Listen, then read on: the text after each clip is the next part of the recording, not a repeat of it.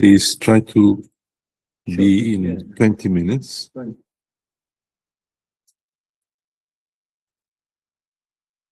The floor is yours.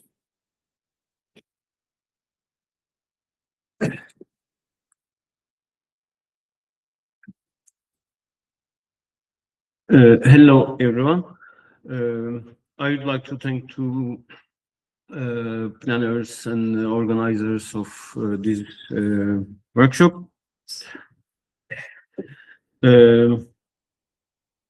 Although I have a PhD in economics, I do engineering. I'm a research engineer. I do plasma physics simulations, and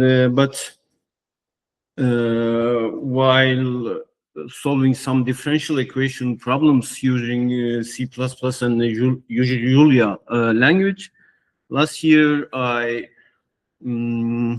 decided to create an SFC model. Therefore, I'm not an academic economist. Although I have a PhD on economy, I do engineering, and I do high performance supercomputing parallelization simulations. So if you have a performance problem, please tell me. And this is a stock flow consistent analysis of Turkish economy, and it is structural crisis. And yes, the main problem of the economy is the recurring boom bust cycles under external dependence and balance sheet fragility. By balance sheet fragility, I mean the balance sheet of companies and the current account deficit, maybe, but the balance sheet of companies is important because they gain in Turkish lira, but they have debts in foreign exchange. Therefore, this is one of the important fragilities. And yeah, in general, the economy can be considered debt-led, construction-focused growth regime, and raises vulnerability to sudden stops and foreign exchange shocks. Be sure that yeah, my story is the most adventurous one in this workshop. And yeah, I developed a quarterly empirical SFC model for the last 10 years. It's quarterly, yeah, sectoral balances and financial stocks.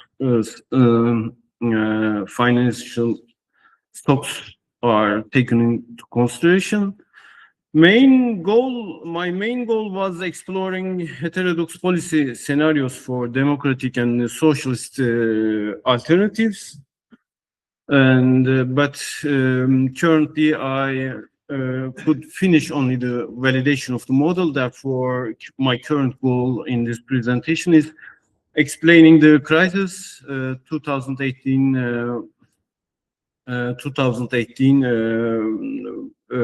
FX crisis and 2021-22 high inflation. You can see here, and you can see this is a log graph. This is Turkish lira per USD. And you can see depreciation here and here. These are and here, and you can see the inflation and interest rate, and you can see the real interest rate, which is almost 80%, and the inflation reached to more than 80% in 2022, and still it is around 33 and 40%. And the main problem of the economy is external final dependence, and yeah, credit booms usually led to some crisis. and especially FX fragility is an important problem. The main reason behind this is the import dependence of production and import dependence of exports. And especially we can say that the economy is a debt-led economy in general. I would like to give some details about some important events, or why I used some intervals to describe different terms of the Turkish economy. And in general, we till 2019, we can say that till 2018, the economy was debt-led, construction-focused economy, and then there was a crisis in 2018, and there was an orthodox policy term with higher rates, more than the inflation. Then, but after the COVID shock, there was a state credit push, and then there was a very interesting heterodox experiment. And although inflation was around 80, the rates decreased.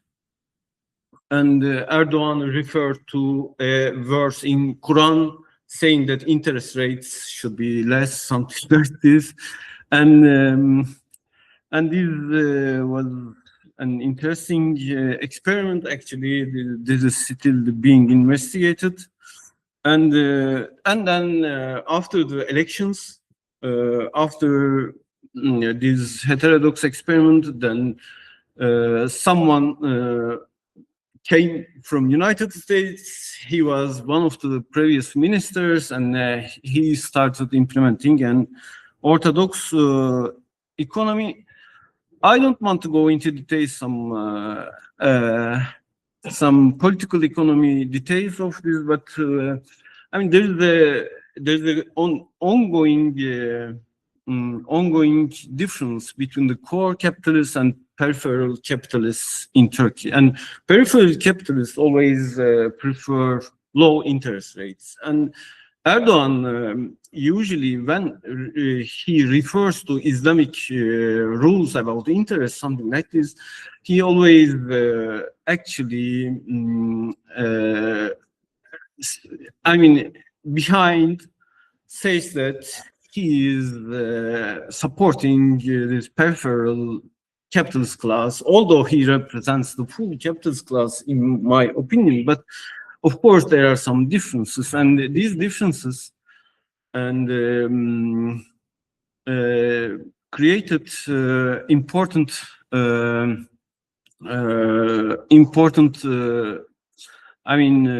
policy differences.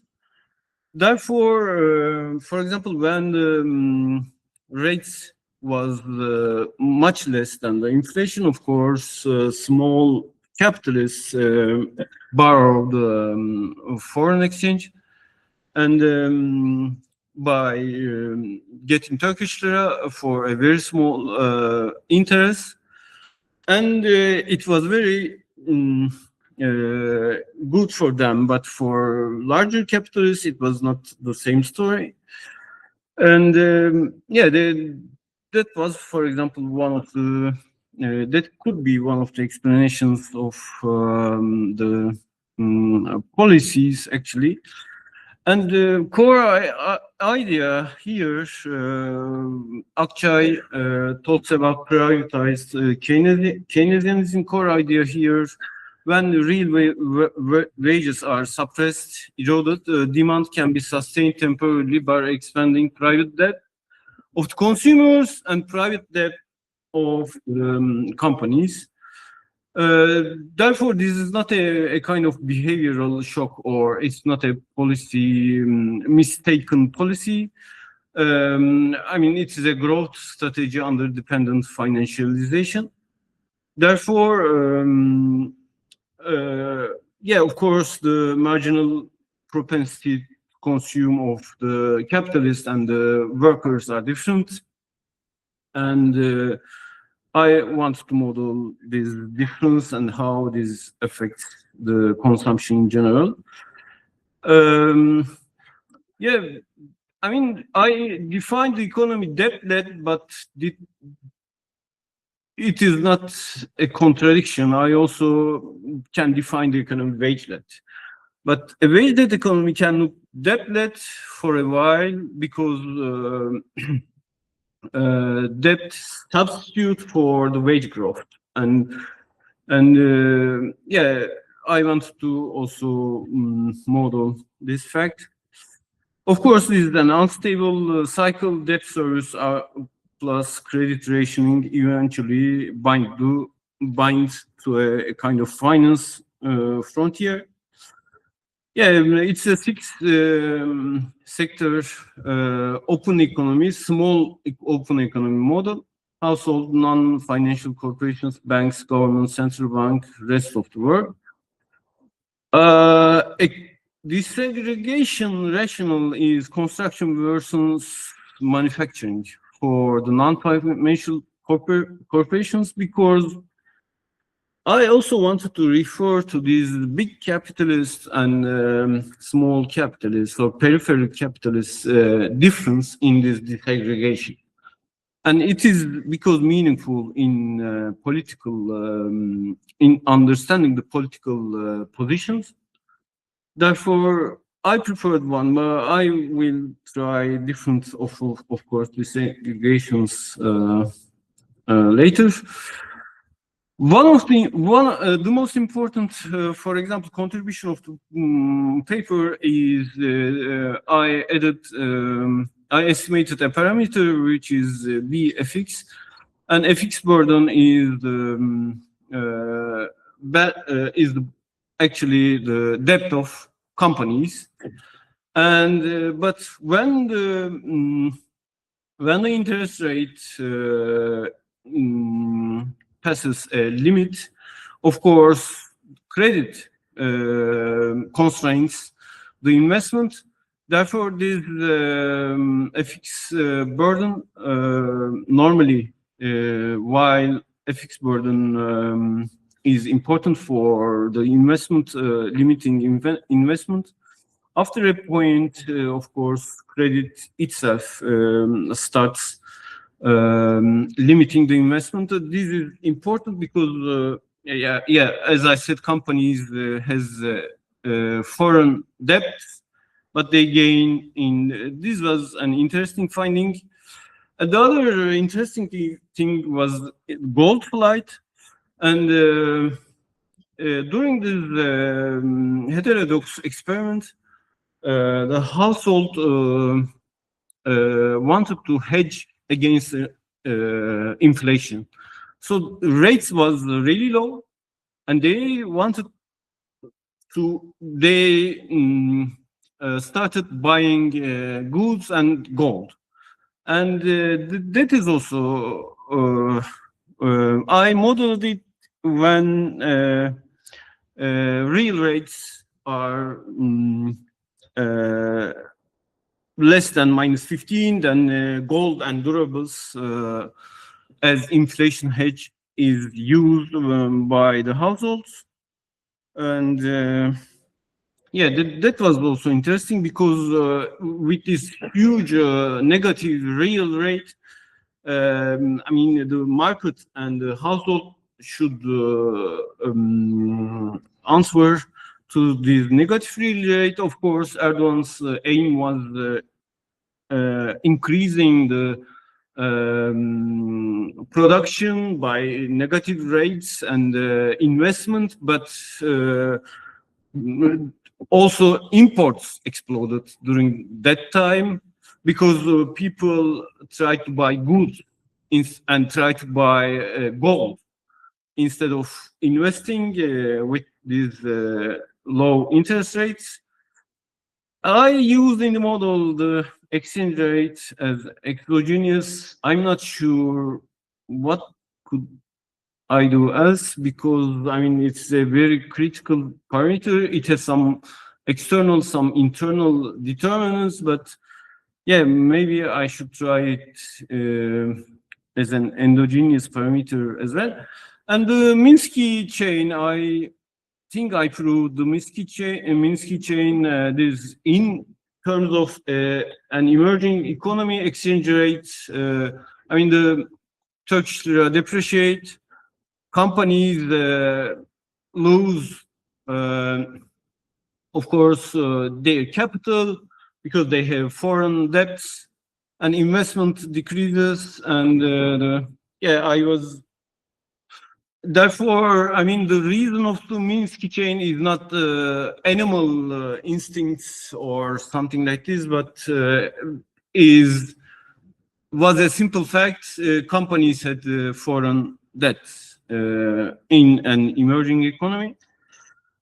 I don't want to go into details. And yeah, the other important parameters I was able to find is the dollarization sensitivity of household.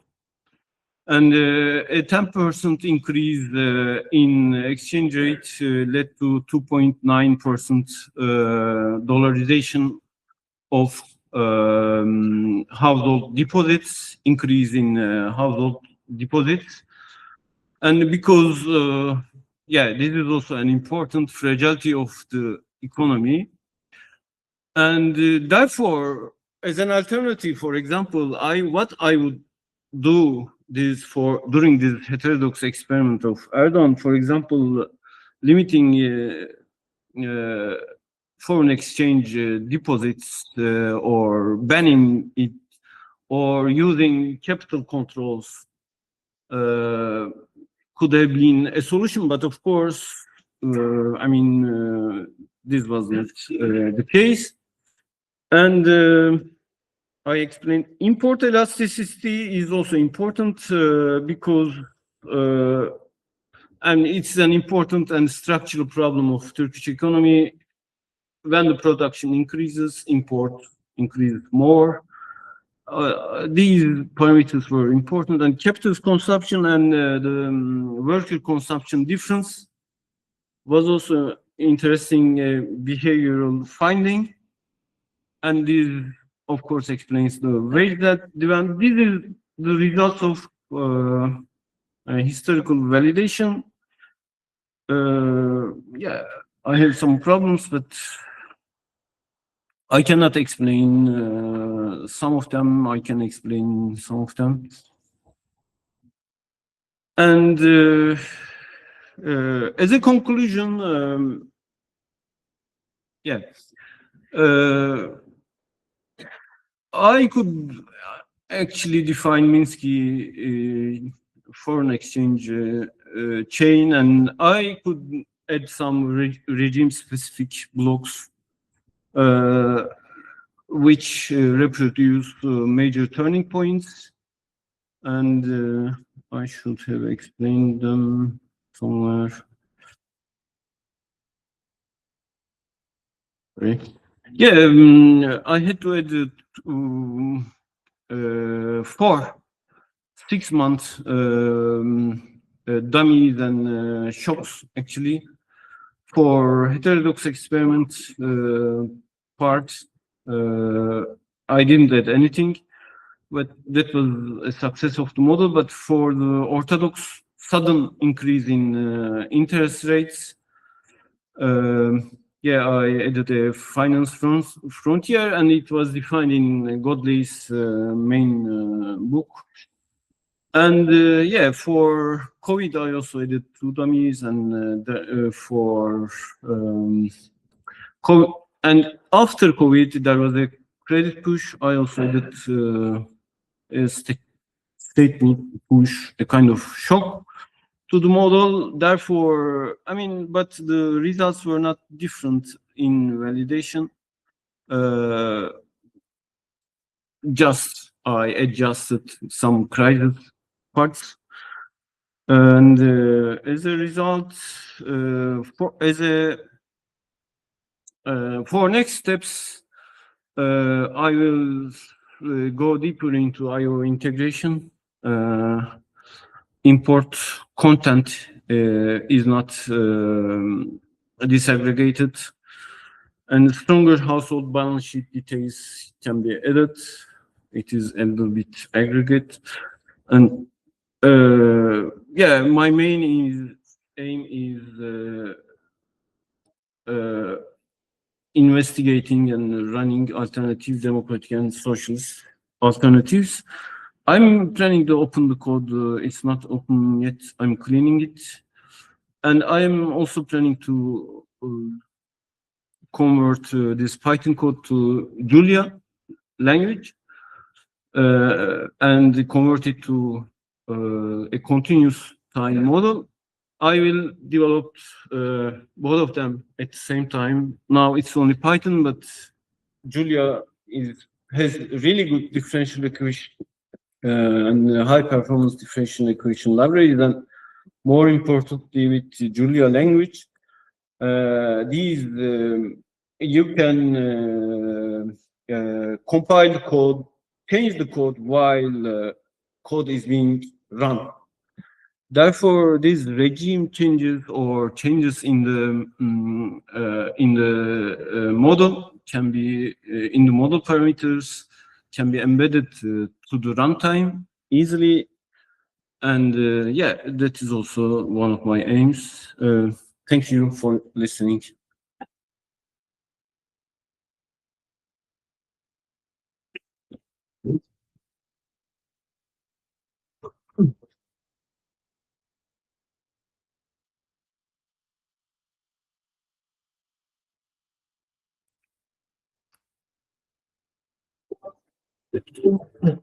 Would you like to?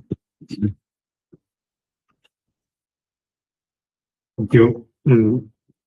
Thank you, Mehmet, for this interesting paper, which touches upon a very interesting topic for emerging economies, which is, of course, the original sin. And, well, it's not only an interesting topic in itself because of the type of economies it's trying to model, it touches also upon the difficulties of obtaining, well, first of all, data alone, and then reliable data. So I think it's it's a very sensitive topic because of these two issues. I'm going to focus most on the second aspect. So the validation of the model depends on the availability of the data. In your case, you have 40 observations, and I'm not sure there is something you could have done better in that respect. So the empirical models of this sort depend on this raw material, which we call data, and this data is what provides at the same time the stylized facts. And of course, that's why we shouldn't perhaps use too many simplifications in the models, so that we can present the data as close as possible to what they actually look like.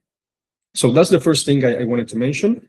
The second thing is about the model limitations, so that you mentioned rightly. And so I had a couple of questions. I'm going to leave them for later, but this has to do with that. So first of all, you used a 2-year experiment, so 8 observations out of your 40 observations sample as a case study of what a heterodox type of policy would look like, or what it would yield. So that is in itself very laudable, I would say. That's very interesting.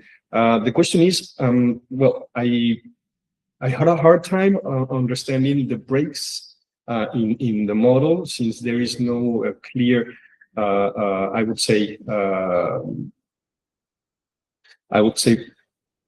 distinction between the baseline and the actual experiment.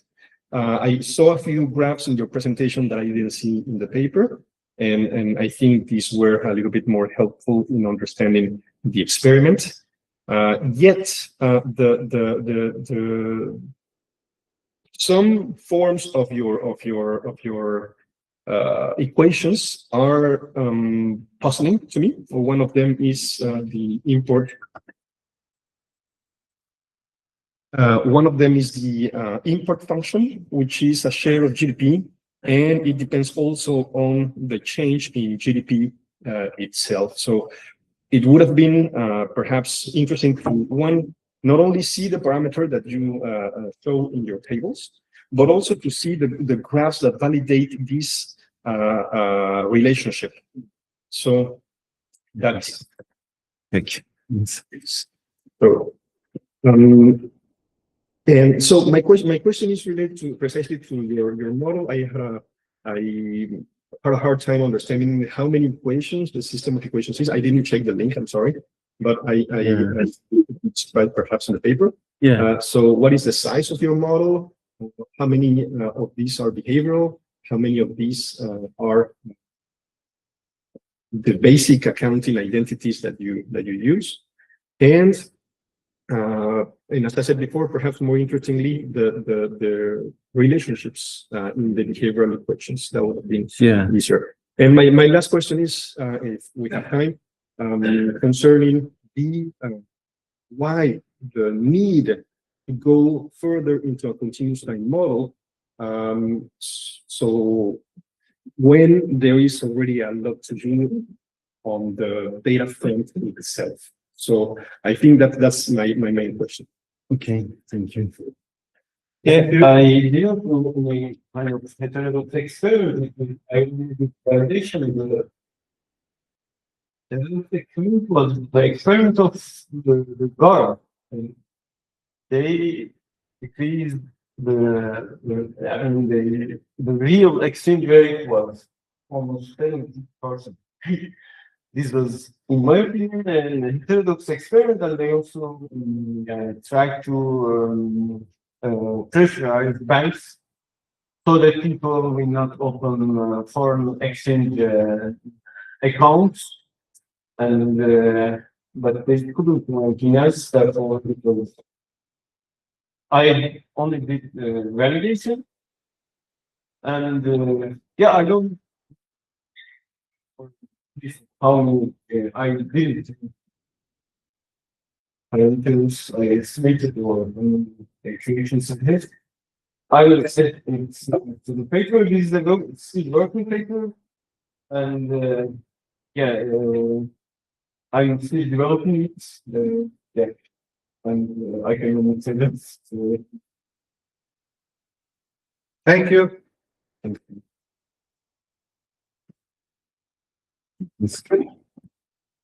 So I think we can anticipate the coffee break, 15 minutes for the coffee break, and then we'll have Marco Passarella after the break. Thank you.